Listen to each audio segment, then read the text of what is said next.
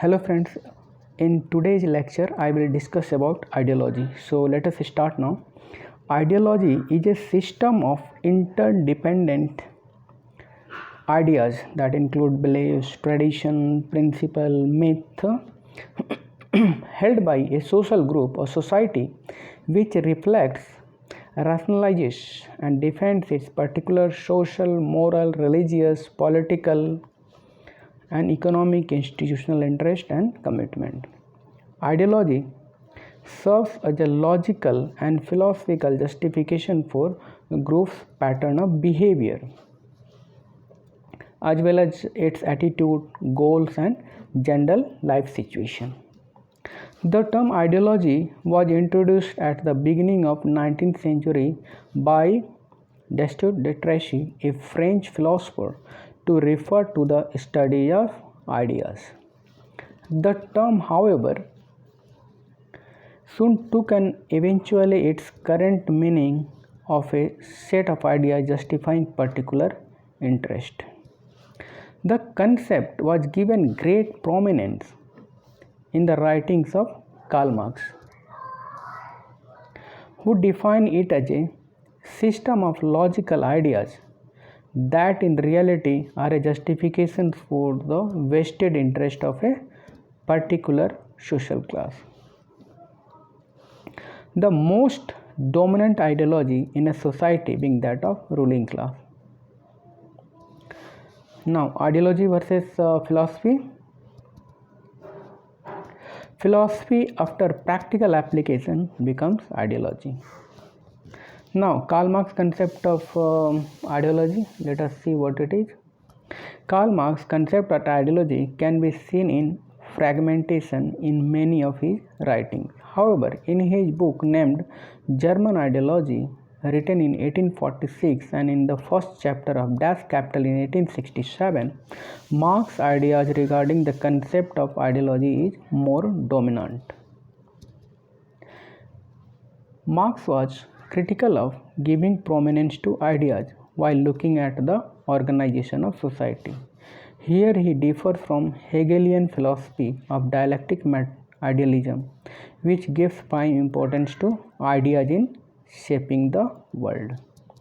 For Marx, it is not ideas which create the base of society, rather it is matter, that means economy, money. Thus Marx looked at society through dialectic materialism, not dialectical idealism. According to Marx, ideas belong to superstructure.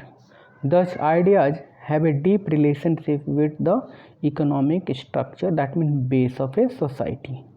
We have already covered in Marx lecture about the term superstructure and structure. Hence, a particular kind of mode of production will create a particular set of ideas which will try to logicalize the prevailing mode of production and related social relations and try to maintain the status quo for such a mode of production. For Marx, the capitalistic mode of production creates capitalist ideology, while feudal mode of production creates feudal ideology. So colonial mode of production will logicalize its rule by creating a colonial ideology. So for Marx, when the society will go through the phases of class struggle, particularly the role of communist ideology or socialist ideology will come to prominence because it will try to remove the false class consciousness created by capitalist ideology. It will provide an alternative set of ideas to organize society, look into production relations and political governance system also. Recently, many scholars under the influence of Antonio Gramsci, the notion of hegemony, have tried to incorporate various linguistic and other concepts of discourse in the theory of ideology. Now let us see what Alvin Gardner has said about it. Alvin Gardner has argued that knowledge is not independent in a capitalist system. He argued that in capitalist society, intellectuals act as a new class. They produce knowledge system which try to rationalize the ideology of ruling class. So under this circumstance, the ideology of ruling class rather than a knowledge becomes an ideological dominance. So both in communist and capitalist society, ideology with instrument of knowledge acts as a state apparatus. The characteristics of ideology given by Harry and Johnson. Popularly accepted ideas about the structure, processes, and situation of society, its history, and approved value as goal.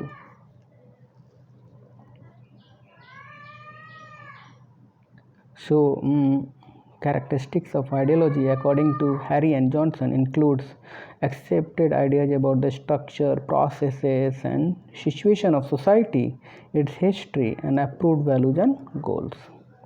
Karl Manning used the term ideology to refer to ideas that are distorted by historical and social setting of individuals and groups. Harry M. Johnson has divided ideology into three types: conservative ideology, second revolutionary ideology, and third reactionary ideology. The dichotomy of conservative and revolutionary form of ideology is based on the prevailing social structure of society as a whole. However, these terms are relative in nature. The term conservative and revolutionary refer not to the content of ideology but to their prevailing social institution. For example, as argued by H.M. Johnson, Marxism and Leninism was the conservative ideology of Soviet Union after 1980s, while the same ideology is regarded as revolutionary in USA. Thus, we can say that a conservative ideology explains and defends existing institutions, especially those related to government, the economy, and the class structure, whereas revolutionary ideology attacks the existing social order. Every ideology is institutionalized in the group for which it is an ideology, but there are greater differences from one group to another in the elaboration and sanction of group ideology. Now let us see the function of ideology. For individual, ideology acts as an instrument of tension management. For example, individual tribals are involved in violence as Maoist against innocent people think it as ethical and moral because their ideology supports these activities. Another example, ISIS, Al-Qaeda, and other terrorist organizations. For a group, ideology has an integrative function. It provides a common way of thinking, common policy, and platform for cooperation. It helps in bringing social conflict, enhance social integration, and increases social solidarity. So it is bridging social conflicts, enhance social integration, and increases social solidarity. However, ideology has different functions for in-group and out-group. Ideology creates solidarity within the group but creates hostility towards out-group. That means outside the group. Some other positive aspects of ideology. It gives positive directions to change, develops collective mobilization. It helps to create all acceptable public policies. It helps in deciding the instrument, methods, and procedures that should be adopted for change, governance, and organizations of society. It helps in developing a coherent outlook towards economy, society, foreign policy, etc. So, it helps in developing coherent outlook towards economy, society, foreign policy, etc. Now, let us see what are the dysfunction of ideology. Ideology creates conflict by promoting out-group hostility. It creates monocausal explanations. neglecting and rejecting the alternative viewpoints. It can easily available. Why there is conflict between different nations? Because of different ideology, and conflict between different political parties in India also due to different ideology. Conflict between US and Russia is more about ideological differentiation. It doesn't respect individual differences. Ideology creates labeling effect. All people hostile because not accepting ideology. Ideology creates conservatism. It breeds culture of blaming somebody without objective reason. Now, what is a reactionary ideology? We have already mentioned in the previous chapter. A reactionary ideology is not necessarily bad or good. It is simply an ideology supporting the restoration of some institutional features of the past. So it is all about reactionary ideology. Now let us see about the end of ideology. In mid 1950s and in 60s, in Western liberal democratic countries, it was declared that the age of ideology had come to an end. It was viewed as a tool of totalitarianism which had no place in open society.